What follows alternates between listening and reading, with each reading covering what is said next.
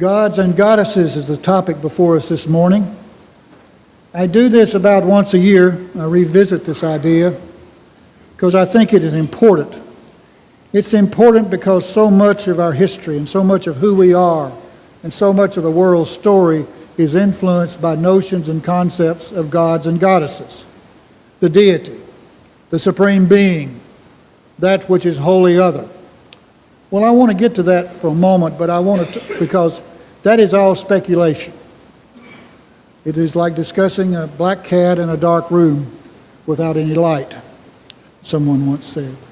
The notion of speaking of God and the divinity is a troublesome matter. So let me approach this sideways. Let me flank the approach. Let me speak of the human condition first, and that story.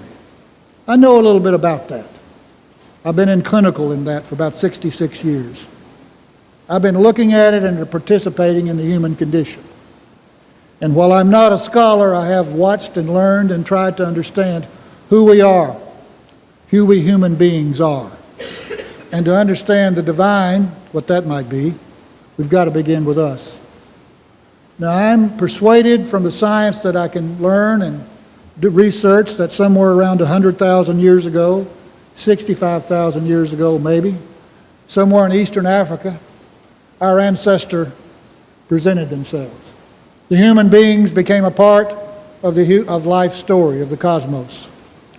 And science today has made it possible for you and I to go get a swab out of our cheek and probably trace us back to that ancestor or get pretty close. They can look from that scientific evidence and find out where we are, where our ancestors have been, what is our story, our pilgrimage as a human being. So imagine right now where you sit, behind you a whole cloud of predecessors. They're there, going back 65,000, 100,000 years ago. And when they came to engage reality of living with the opposing thumb, the mind that could learn and remember and eventually communicate skills, they took on a passage, they took on a journey, and they moved and they migrated all over this globe. And they became our ancestors. And they became the ancestors of our world. And in truth, we're all cousins. Well, we've forgotten that. Some stories in religious literature and scripture has tried to explain that to us. One of the richest stories is Esau and Isaac. Esau and, well, who was it? Help me out. Jacob, thank you. The Arabs and the Jews tried to tell us that story, gave us that image of two very disparate people, but they were brothers in the beginning. But let's go back to the bad story, the old story before that. Human beings moved, and they adapted to their terrain, and they adapted to their culture, their geography, and their climate, and we became different pigmented, and we became different colors, and we had different strengths, and we became different in our characters of our bodies, of how we engaged. And all of us comes from that original story, that original scientific story that's verified. What I've said for you before in this pulpit, I think along the way we created two energies, two emotions, two concepts that are still present in our lives. The first is fear. We were a mighty small animal. We were a mighty doubtful hero. We were a pretty big underdog in this story called life. There was a lot around us, from the seasons to the environment, to the animals, to the issues, to the diseases, to all that we've been through. I was watching history television last week, and there's something being rerun about the plagues. A third of the population of Europe was wiped out. A third of the population. And that's a big, big thing. And that was 1350 or so. So if you want to look at history, you can look at it this way. It's linear. It goes back that way. But I really feel like there's a spiral involved, if you want to try to diagram it. A spiral that moves and it expands and it draws tight and it expands in the experiences and the stories and the events and the occasions of the living, of the processing. Plagues, struggles to overcome, lost civilizations, new presentations, and it's motivated and it's driven by the human personality. Now remember that. The human personality. Voltaire said if there wasn't a God, man would have to create one. So this is where we moved to gods and goddesses. Two energies. Fear, everything's bigger. Everything's troublesome. We've got these tools. And love. How do you think human beings overcame their minority and their small status? How did we conquer this life? How did we become the preeminent force in creation? We did not do it alone. We did it because we knew what love looked like, and what companionship looked like, and what cooperation looked like, and what congeniality looked like. And we became people of a group. Only small groups. That's the cutting edge. Small groups. Here and there separated by geography, ideology, color, agriculture, all the elements that the different patches of the world have to present themselves. And as time has proceeded, that fear has been mitigated, dealt with through grouping, us coming together to engage what we have to deal with. And out of that also is the biggest gift of all, probably, our creative minds of looking at it.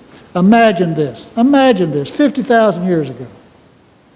And some elder in the dark of the night, when there's dread for food, and the going is rough, and the small group comes together out of need and fear, and they start telling stories, and the imagination comes. And human beings have survived so much in life by the imagination of the stories we tell ourselves. It's a big confidence game. It always has been. There are no assurances that anybody in this room will make it through tomorrow. But we say to ourselves we have hope. And we say to ourselves, let's act like we have hope. And the great Jewish tradition of the old phrase is, if you don't have faith, act as you have faith, and faith will be given to you. So we had these stories. And we had these stories that dealt with us with finding other powers in the universe that could be our allies. And there came gods and goddesses and ways to relate to them. It might be the wind. It might be the mountain. It might be the river. It might be the storms. And it might be the geography. We have the Roman gods. We have the Greek gods. We have the Egyptian gods. We have the Indian gods. Just imagine all the creativity it took to bring to life people sharing a story that gave them some sense of solidarity, some sense of relatedness, some sense of purposefulness. Going with this notion and this story. And I'm not putting down the fact, I'm not making fun of this. I'm talking about the story that our ancestors experienced that got us to this place. We are linked to that. We can be smug and we can, make fun and we can minimize that, but that's how we got here. Telling stories, understanding the fears, reaching out to others, cooperating in this experience called life. And look what that has brought about. Oh, we can do the stories of the violence. We can do the stories of the brutality. We have our Genghis Khans, but we also have Gandhi. We have Martin Luther King, and we have Adolf Hitler. Oh, there have been agents. There have been agents who have gone with the smallest notion and the limited story, the selfish story, the self-grandizing story, the greedy story that says, hey, just get what you can get. Root hog or die. Get it before they get it. And others who said, hey, how about this? How about you being bigger than your appetites? How about you being bigger than your ego? And how about you seeing yourself involved in a community that is holy and special and has a responsibility to be about caring for the benefit and welfare of all? Robert Thomas was a friend of mine. He was the first Cherokee to get a PhD from the University of Chicago in anthropology. He went to it on a GI Bill, and he's made the point to me that one of the reasons in the stories, his job as an old man was ferrying back and forth from southeast United States, the mountains of North Carolina and Tennessee, to Arizona, to bring to the Cherokees in North Carolina the stories that had been reserved and held in Arizona by him, because he'd grown up in Oklahoma in a traditional Cherokee setting. And this is what he told me. He said, The Cherokees have this interesting notion, and he was a scholar, so he had a good perspective on this. He said, this is what the Cherokees believe. This is what we believe, and this is what I'm teaching my young men and women who come to me about to the traditions of our people. The reason the trouble for the world is our fault. We are the principal people. We were given by the powers and the fire at the heart of the universe the responsibility of keeping the rituals, of remembering the stories, of relying on making that linkage from generation to generation. And we got seduced. We got Coca-Cola and we got blue jeans. We have an opportunity to be white. And we learned greed. Now, we're not blaming you Europeans about that. It's our responsibility. We messed up. Now, look at the power of that ethic. Look how that can influence someone's attitude toward life. And if we try to understand the big picture, the story of this lineage and this spiraling, we come to ourselves today in this present time. Gods and goddesses were tools of us in our creative impulse to understand and have some sense of control over life. I belong to that God. I'll stand here, I'll be with that God, because that God has told me who I am. That God has said to me, you are special. It may be all imagination. It may be a psychological side trip. It may be insanity. But that is what's informed generation after generation into our time. This morning, it's happening all over Tampa and all over the world. That people are coming together to be reminded of who they are with their God and what their responsibilities are. So what does Doak Mansfield say to you as the Unitarian Universalist Church of Tampa this morning? I want to say this. I think we have a serious opportunity as well. I think we can look broader and deeper. I think we can have an overarching understanding that the reality of coping with the fear and utilizing the love is still with us. It's still a part of who we are. It's not because some magic power in the universe says you need to be good, you need to worship me, you need to follow these rules, because we have learned as adaptive, creative people what it takes to have life and life more abundant. We've learned it. We know it. We know it from our sciences. We know that we cannot continue to pollute this planet.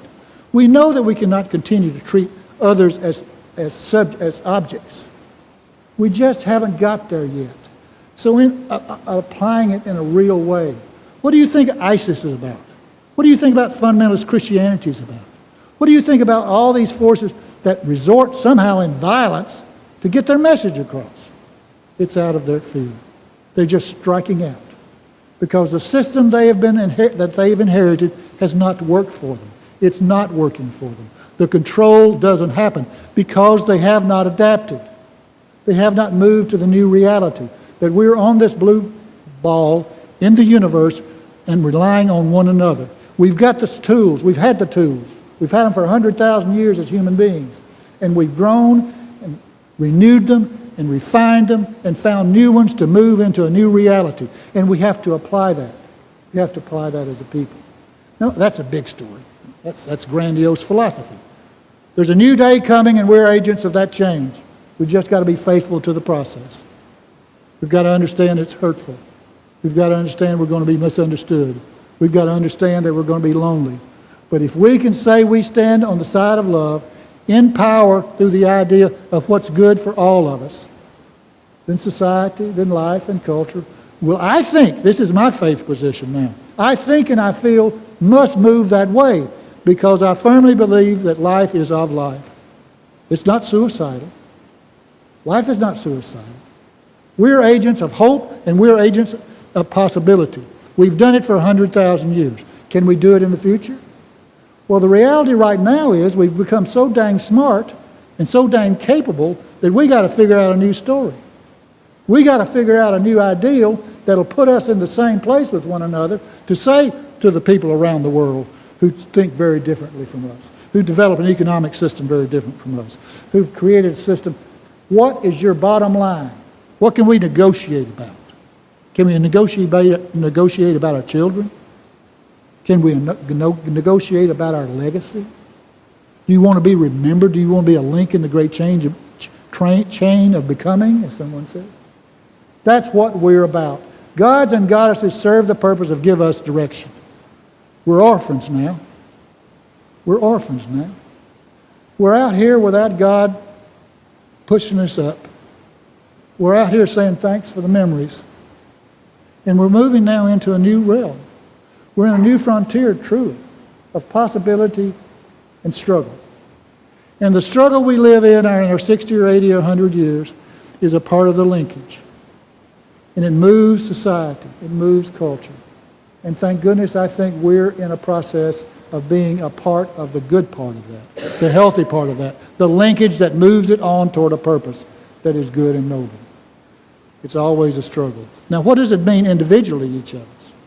Well, each of us have our own makeup. No one of us are the same.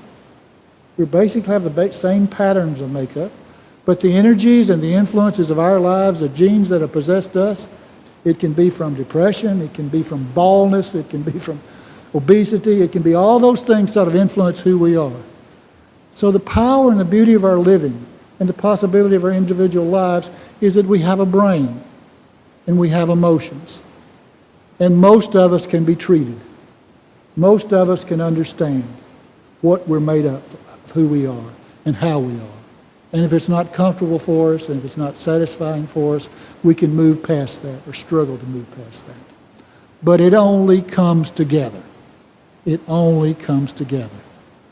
Fear, it's a big ugly world out there, and interdependency. Fear, awareness, education, truth, love, me and you, together, in community, seeking to present ideas and ideals that can save us and move us on in life. It's not about heaven. It's not about getting out of this. It's about enduring this and blessing this. And all the blessings you want for your life, you just put your hand on your back of the back and say, you're blessed. My God, what you represent. You're state of the art. Can you imagine me being state of the art? Can you imagine you being state of the art? We're the best that's been made yet. Woo, scary stuff, ain't it? It's the reality. And Jesus is not coming down from the sky, and Muhammad, Allah's not going to come in the back door, and God's not going to come up and say, hey, let's go play a while. Those messages are already here. They're in your breast. They're in your heart. They're in your being. They're in your creativity. You want heaven? Work for it. You want hell? Give up. You want heaven? Work for it. You want hell? Give it up. Amen and amen.